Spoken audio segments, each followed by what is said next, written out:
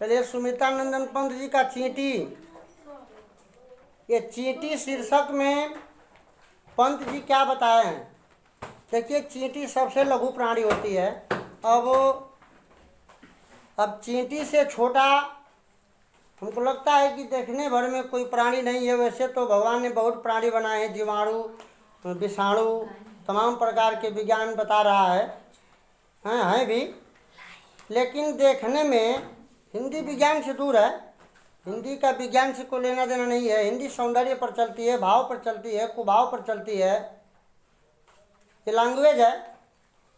तो सुमित्रानंदन पंत जी कह रहे हैं कि ये चींटी को देखिए, और चींटी को देख करके आप एक एग्जाम्पल लीजिए, उदाहरण लीजिए। लोग कहते हैं कि हमसे ये काम नहीं होता, हमसे वो काम नहीं होता, हम बहुत कमज़ोर हैं, हम बहुत गरीब हैं। लेकिन जब आप चींटी को देख करके, चींटी के हौसले, चींटी के साहस को देख करके जब आप उसका गहन अध्ययन करेंगे तो आपको पता चलेगा कि हम इतना बड़े हो करके, मानव योनि में पैदा हो करके और क्यों पीछे हैं। इसी बात का प्रेरणा देने के लिए कभी पंत जी ये चींटी का उदाहरण दिए हैं, और चींटी का दिए हैं। संदर्भ तो सब लोग लिख लेते हैं, बता दिया गया है। कहते हैं चींटी को देखा। आप यही से प्रश्न कर रहे हैं कि आपने चींटी को देखा है। सब लोगों ने चींटी को देखा है। क्या देखा है?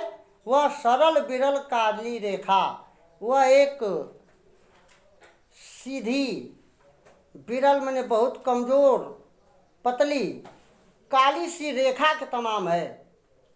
जैसे एक रेखा खींच देते हैं, बिल्कुल रेखा के समान वो चलती हुई दिखती है। उसमें बल नहीं है, उसमें ताकत नहीं है, लेकिन फिर भी वो क्या क्या करती है। देखिए, तम के धागे सी जो हिलडुल। तम माने अंधेरा, तम माने अंधेरा, और तागे, तागा सूत की तरह, अंधेरा के सूत की तरह वह हिलडुल करके चलती है। चींटी जो है अंधेरा के सूत की तरह, तागे की तरह हिलडुल करके चलती है, और लघुपद, छोटे पैरों से। उसके पैर भी कितने छोटे छोटे हैं, लेकिन फिर भी वो दूरों दूरों तक जाती है। तम के तांगे सी जो हिलडुल चलती, लघुपद पल पल मिलजुल।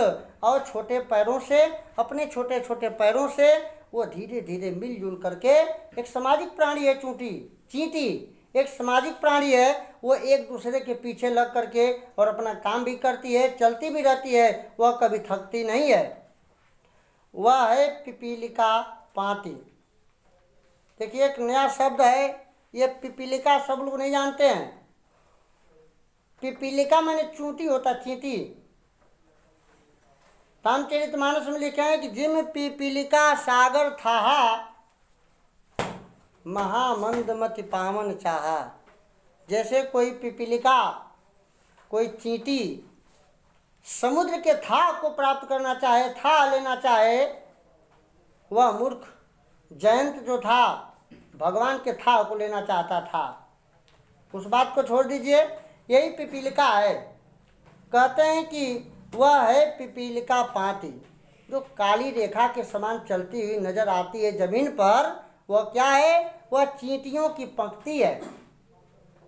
देखो ना किस भांति, और देखिए, ध्यान से देखिए, वह किस प्रकार से, भांति माने तरह, वह किस तरह से काम करती, सतत अपने काम को लगातार करती है।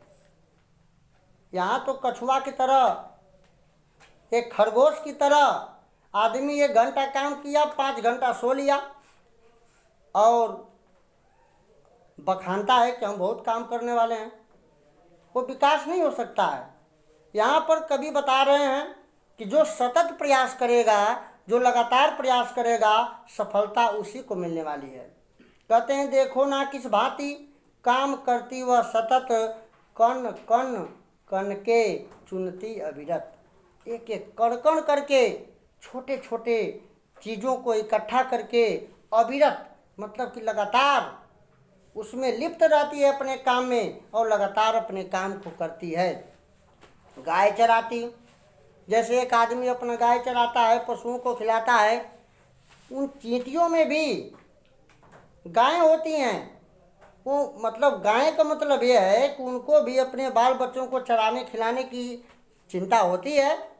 तो गाय खिलाती, गाय चराती, धूप खिलाती, अपने बाल बच्चों को धूप खिलाती है, बच्चों की निगरानी करती, अपने बच्चों की देखभाल भी करती है आपकी तरह। और लड़ती, डरती नहीं है वो।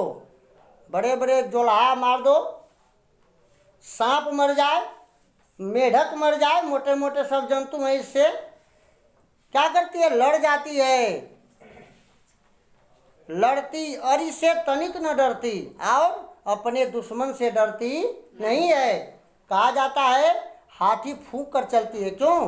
क्योंकि जब चींटी जब उसके नाक में चली जाती है, सुने हैं, चींटी जब नाक में चली जाती है तो मर जाती है, सांस नहीं ले पाती है।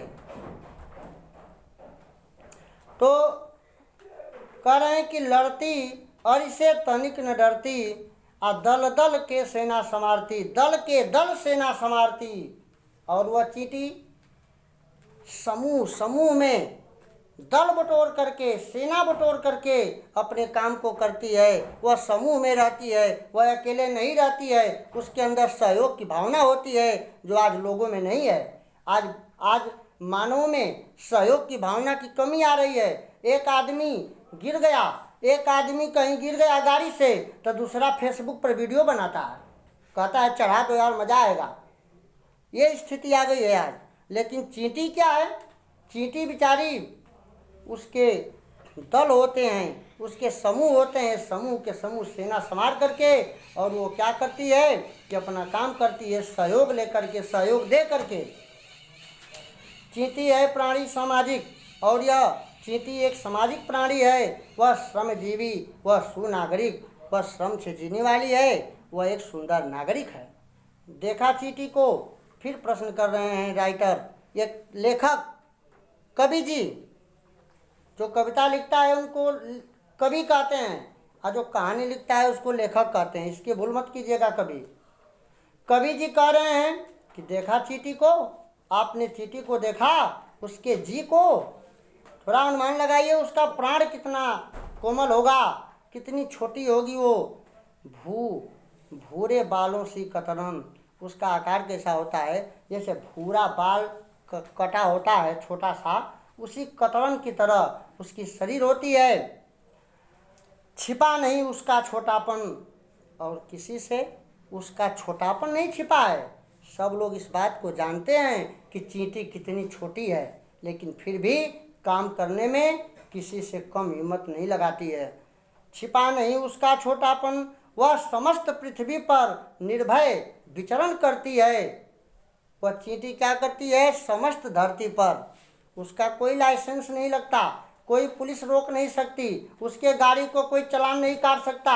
वो चींटी विचरण करती है पूरे धरती पर, स्वच्छंद होकर के विचरण करती है, और श्रम में तन्मय, अपने मेहनत में हमेशा लीन रहती है, तल्लीन रहती है।